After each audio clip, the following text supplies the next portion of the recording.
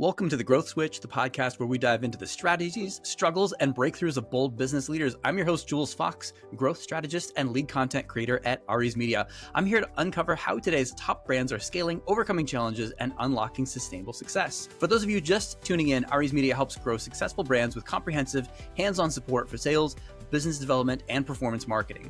Drop growth into the comments if you want to learn how to do that. And today we're actually really honored to have Richard Nguyen as the founder, and he's the CEO of NextEver, where he helps companies scale smarter by combining innovative AI-driven workforce strategies with a human-first approach to talent acquisition, retention, and growth. Richard, welcome to the podcast. Happy to be here. Thank you so much for having me. Oh, for sure. Yeah, thank you. The pleasure is mine. So, to start out, I really love to find out, what was the market need that you saw that you decided to open your company? Honestly, for me, it was just the need to connect with people. I came from a big agency. I worked at like Robert Half and other agencies out there and went internal and managed talent acquisition. But it felt like it was such a transactional industry that we were moving away from like the empathetic part of the job, which was human connection. And I wanted to sort of set out to create a different type of company, one that really aligned with people first and human first, and looked at the kind of transactional part second. Mm-hmm. Mm-hmm. Yeah, absolutely. I mean, I think that going human first is a great idea. So, were there any rough patches that you had in your quest to have this human first company? Like, what kind of speed bumps did you hit on your way? Yeah, I mean, I started this business 10 years ago and I'm 41 now, right? So thinking about trying to launch a startup, I was in like what they call Silicon Beach, Santa Monica at the time, and I'm like this 31-year-old guy trying to launch a startup. And let me tell you, I had slept on friends' couches and trying to build this startup, and it was rough the first few years. I mean, we're trying to bootstrap everything. We're trying to grow organically. We had a small friends and family round, but we were trying to grow organically. So the struggles at 31 years old versus having to launch most startups. Some of my colleagues were starting at like 22, 23 years old in Silicon Beach. I mean, living the same way is a lot different when you're 31 versus like 22. Yeah, absolutely. And you're a family guy too, right? So you have people who depend on you for income as well. Yeah. Yeah. So we had our first child about 17 months ago. So it's Awesome. it kind of applies to life in a way where the you learn to have patience in so many different factors. One as a parent, and one a child is almost like an employee, right? And so you think about how patient you have to be when you're helping develop people whose livelihood depends on your leadership and your growth as an organization. Yeah, it's interesting. Yeah, I mean, the startup life into parenting life is kind of like unique, and it's almost like, hey, you learn through the school of hard knocks, through maybe parenting techniques Exactly. or that patience, that it takes to be a parent. Absolutely. Yeah, and nothing's ever the same. Every day is different. There's always a new challenge or something that's on fire, and then you're having to put out, having to reallocate resources, then your time, managing different people, different clients, and different issues that come up every day. It's almost very similar to like the same struggles of parenting. Yeah.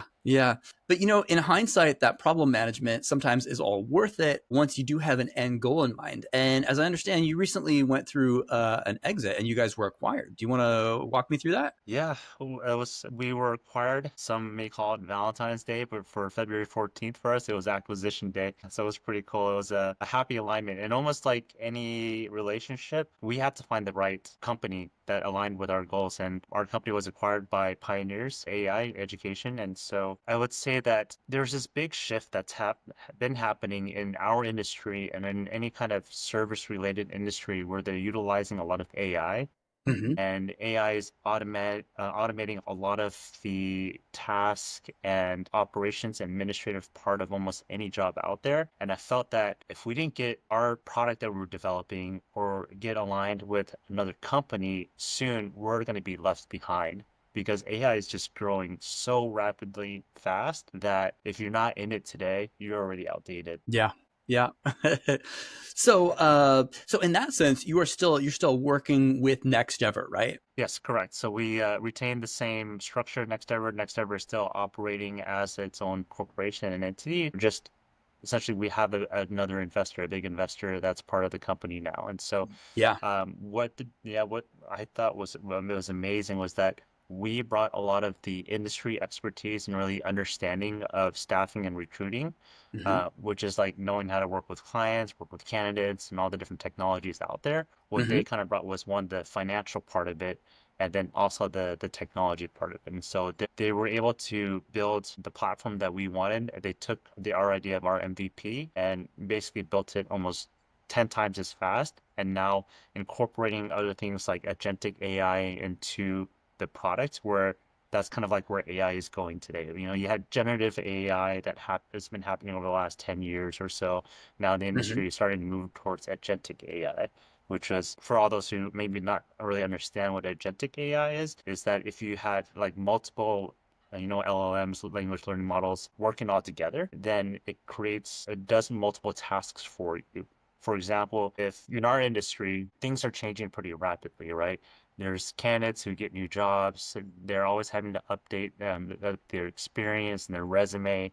And oftentimes you uncover a lot of information from like a candidate screening call. How do you capture all that information, digest it, and then essentially put it in a resume? Our system is going to be able to take all that information in real time and then essentially help candidates create new resumes for them. And also in addition to that, when you work with clients, you know, I would say like 60% of managers just repurpose a job description just because they want to get something out and approved, right? For Yeah. example. But then when you actually talk to them, that's not what they're looking for or what they're hiring for. So then how do you take a lot of that information, then really recruit for the people that they actually need and also advertise for the people that they actually need? So our Mm. system is going to be able to take a lot of that information, digest it, update like a client's job description in real time so that we're attracting and marketing to the right candidates. So Yeah. that is the agentic AI part of it, right? So that's the really cool things that are happening in our industry that's going to be able to help take a recruiter and Hmm. essentially turn them into like a super recruiter where they're able to just focus on the most impactful things, which is the connections to other humans, right? The empathetic part of the job. Yeah, and I think that that human first approach to AI is really valuable. I think that that actually fulfills a huge need in the market where people are not knowing how to use AI or not knowing how to incorporate AI and thinking that it's going to replace the human element, but it's not really going to replace it. What are your thoughts on that? No, not at all. I mean, I think that if we stay stagnant to whatever we're doing in life, we're going to get left behind. But if you continuously evolve and grow and learn, then you're always going to be ahead of AI in a way. AI is really there to help us in a way where again, we get to work on more of the stuff we'd love to do. No one likes to document in an applicant tracking system, for example, right? That takes away so much time out of like a recruiter's day or anyone's day where you're having to document, you're having to record, write notes, or transfer your notes from a notepad to or a meeting into like a system. Like AI is going to help replace all that. So you get to focus on like high value tasks like connecting with people, talking to Mm. people, helping them through their career journey, right? And AI is not going to know like if a person is married and you're talking to this candidate, for example, right? How are they going to know this decision, this great big decision of moving jobs and career impacts not only just them, but their entire family. They're Yeah. spending more than a third of their life at their job. So those are the nuances that only humans know how to connect with people and be like, what does your wife think about this career change of yours? Is your commute going to be much more greater? And I think eventually AI is going to think about some of those things, but we're far off. But for now, AI is going to really help with a lot of the administrative tasks. So it's going to empower people, not take away their jobs. Yeah, yeah, absolutely. Speaking of which, I'm looking at your hat that says better than AI. You want to tell me a little bit more behind that story? Yeah. So this is actually my wife's brand, Better Than AI. So she's a psychologist, right? And much like recruiting, where we work with people. And so there is always going to be this empathetic element to working with people. And AI is going to be there to help with really everything else. Even in her industry right now, she's facing some of the same challenges. Psychologists think they're going to be replaced by AI. There's a lot of the chatbot type therapy.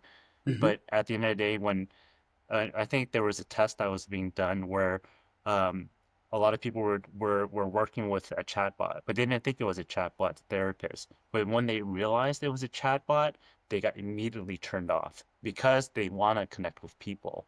And Hmm. so this side kind of talks about that, as well as our own industry and staffing and recruiting, where AI is really there to help with the administrative burden, not to replace us as humans. Mhm. Yeah. So No, better than absolutely. AI. That makes sense. And it's true. And, it's really better than AI and better with AI as well. It's like, Exactly. Yeah. absolutely. You cannot replace that human element, but also there's some really cool work that AI can do to just enhance what we're doing. So if Yeah. you had, 100%. say, let's take away AI and say you had a magic wand or something like that, and you could like make one of your biggest problems disappear. What's the one biggest thing holding back your growth, holding back your company's success? If you just had a magic wand, you could just make that thing disappear. What would that one thing be? The biggest roadblock? It's probably the adoption of technology and an AI. I think right now the biggest challenge is the learning curve, like learning and understanding how to use tools, how to use software, and so it's enabling you, right? I think some of our best recruiters are people who've been in this industry for 20, 25 years. They're very great at connecting with people and talking to people, Mhm. but they're very bad at like documentation, learning new software, having to learn something new. And so if there was a way to shorten the learning curve of like software, that would be exponential for us. How cool would that be? I wish I had that tool myself. I feel like I'm Yeah. always getting new software in my own in my own toolkit as well. I'm like, but I just learned new software a couple weeks ago. What do you mean Yeah, there's a new app or exactly. a new program that we got to use? Like, I thought, I think I've got Yeah. like what 28 years or something using the Adobe suite, and I was just like, yeah, I thought I was good at that kind of thing. We have new stuff we Yeah. got to use. They just released new features, I think, like a few weeks ago too, that incorporates And more AI. I love it. They're super cool. Yeah, you can hop in a Photoshop and there's just things that it used to take you hours to like go around a person, and now you're just like remove the background. And it's like done like 1 second later. It's like, I oh, know. okay. Have you seen their newest product where they can take a 2D image and then you can flip it and rotate it so it becomes like a 3D image now? So for Wow. example, like when you used to like, have a character on character like this, right? And you Mhm. say you made a mistake, it was supposed to face the other way. Like you can do that before. Now with AI, you can like literally turn on that feature and it literally rotates and turns the other way. It's Yeah, super cool. that's super cool. I actually have to. I'm gonna play around with that as soon as we're done with this podcast for sure. That sounds great.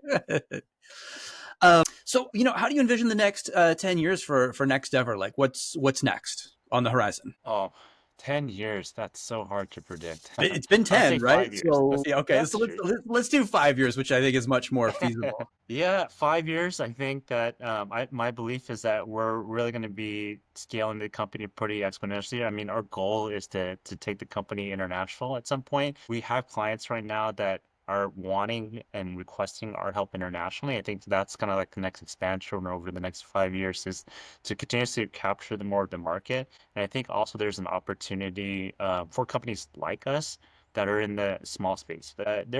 I think there's around like 57,000 companies, staffing agencies that are under like the $10 million revenue mark. And those Mhm. are the type of companies right now I think they're going to benefit the most from AI and having an AI enabled software. So I know that one of the missions of our parent company and they're utilizing my help for is that maybe I identify some opportunities for those similar type of companies. So it's just for us, it's going to be just further growth and further expansion. Mhm. We right now are a lot of our staff is utilizing our tools and software now, and Mhm. there's still so much more for them to learn. So even over the next 2 years, 2 to 2 years, I think that our current staff is probably there once they fully embrace like our product and software, their productivity is probably gonna grow by at least like 30 to 35%. So for us right now, we're Yeah. looking at just growth. And I know that right now it might be a little bit kind of scary in the economy, but there's a lot of growth that's actually still happening. For example, what we're kind of seeing right now and probably over the next like year is that there's a lot of uncertainty in the economy with the new administration and tariffs, et cetera. So companies are kind of uncertain about hiring like full-time headcount. But companies still need to grow and scale right now. So contingent workforce, the gig economy, and contracting has been growing a lot. In fact, a lot of our clients have now like almost opened the floodgates from us hiring contractors and temporary workforce. So over the next 2 years, I think there's going to be a lot more of that growth as we kind of figure out more stability in the economy than to hire more headcount. But at least for NextEver, right now we're in growth mode. Oh, yeah. Yeah. I mean, a lot of times the biggest opportunities for growth are where people see problems and where people are fearful. That's when you get in and double down on what's working. Yeah, exactly. Yeah. Yeah.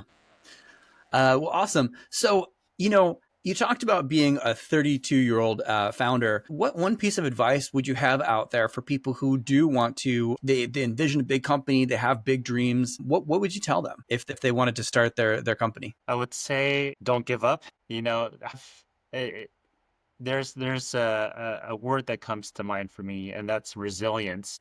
And so I think for any entrepreneur out there, resilience is going to be your number one like tool and skill set, because there are going to be a lot of challenges that come your way from either financial, from external, or even internal within yourself. But I believe that resilience, as long as you believe in what you're doing, to keep going. It took this 32-year-old founder to who's now 42 to finally get acquired, right? I think they say like over 50% of businesses fail within the first like 2 years, right? And Yeah. over 80, like about 80% of companies fail within 10 years, and only 3% of companies ever get acquired. And this 32-year-old, now 41-year-old, has gotten a company acquired, and that was a big accolade for us. Huge. I was resilient the entire way.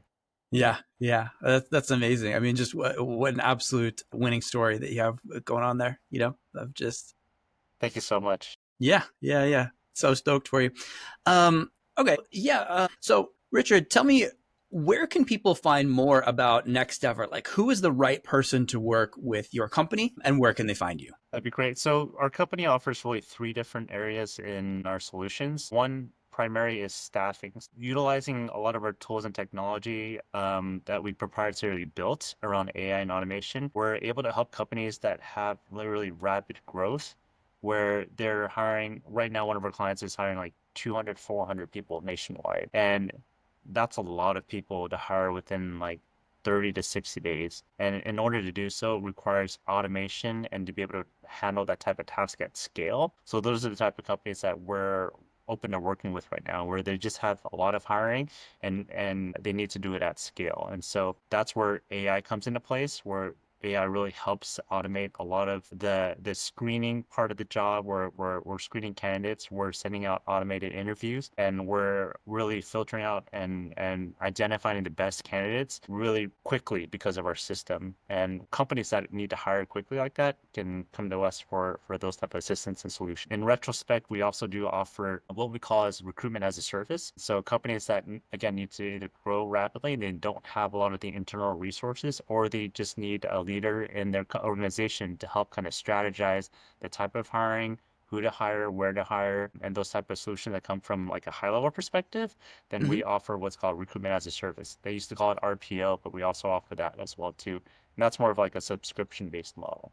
And then our other business unit is executive search. And that's where we've helped organizations identify fairly high worth C-suite executives for their organization. It's a different type of search. It's more, I would say that part of the job is still very much human centric, where 80% of the job is really just connecting with people. And then we have a lot of our automation with AI to help with sort of identifying talent in a way. But those are the type of companies we work with, and we can help. Yeah, great. And then where can they find you online? How can they better connect with you if they do need to hire better? Great. Yeah, our website is probably the best area to go to, which is www.nextdeavor.com. Or you Hmm. can find me on LinkedIn, which is just linkedin.com, I think, /in, and then my first initial last name, which is R Nguyen. Hmm. Or you can just email me directly, which is richard@nextdeavor.com. Okay. Yeah. Awesome. Thank you. And thank you so much for your insight. It was really a pleasure having you on the Growth Switch podcast today. Thank you for your time. Yeah, so I'm very helpful. I'm very thankful for allowing me to be on your podcast. It's great to be able to talk to you as well as about our organization. Yeah. I can't wait to see when you guys launch internationally and just take this bigger. We're looking forward to it. Yeah, Yeah. thank you. Hey, of course.